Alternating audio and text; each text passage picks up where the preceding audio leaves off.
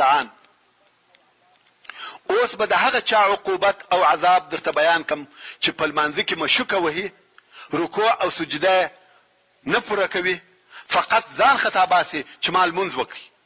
ورونو د الله عز وجل دغه قول په تفسیر کې چې فرمایي فويل للمصلين الذين هم عن صلاتهم ساهون. مفسرین وایي چې دا هغه څوک دي چې په لمانځه کې مشوکه وهي، رکوع او سجده نه پوره کوي.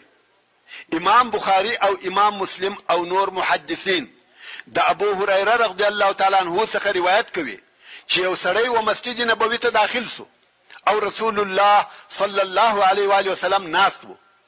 سړی لمونځ وکي او بیا راغلی و رسول الله صلی الله علیه و آله وسلم ته سلام وایي. رسول الله صلی الله علیه و آله وسلم یې د سلام جواب ورکړي او بیا یې ورته فرمایل ارجع فصلي فانك لم تصلي. ولاړ سل منځ وکه تال منځ نه دی کړی. سړی ولاړ سو او هغه سل منځ وکي لکه د مخه چې کړی وو او بیا راغلی و رسول الله صلی الله علیه و آله وسلم ته سلام وایي. رسول الله صلی الله علیه و آله وسلم یې د سلام جواب ورکړي او بیا ورته ویل ولاړ سه منځ وکه تال منځ نه دی کړی. سړی ولاړ سو او هغه سل منځ وکي لکه د مخه چې کړی وو بیا راغلی و رسول الله صلی الله علیه و آله وسلم ته سلام وایي. رسول الله صلی الله علیه و آله وسلم یې د سلام جواب ورکړي او ورته ویل ولاړ سه منځ وکه تال منځ نه دی کړی. دا درې واره سو.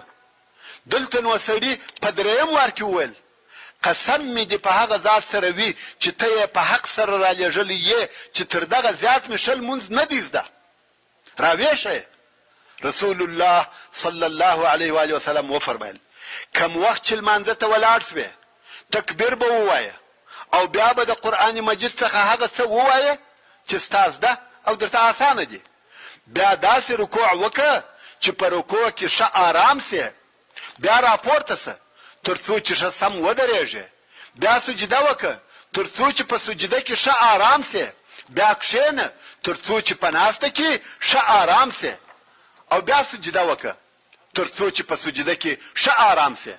او دغه کار دی په ټول لمانځه کې کوه. ورونو او خوندو دغه سړي څنګه لمونځ کاوه چې رسول الله صلی الله علیه و آله وسلم ورته فرمایل ولاړ سه لمونځ وکړه تال منځ نه